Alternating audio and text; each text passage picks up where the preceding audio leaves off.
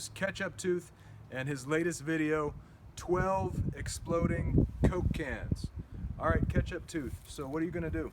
What I'm going to do is I'm going to shoot all of those Coke cans until they're all destroyed. What do you have? I have a pistol BB gun. Alright. Have you ever done this before? I think I've done this once with one full LaCroix can before. Alright, well let's do it. Yeah. What I'm about to do is dangerous. Do not try this at home, and always use safety goggles when shooting a BB gun. Safety is our priority here.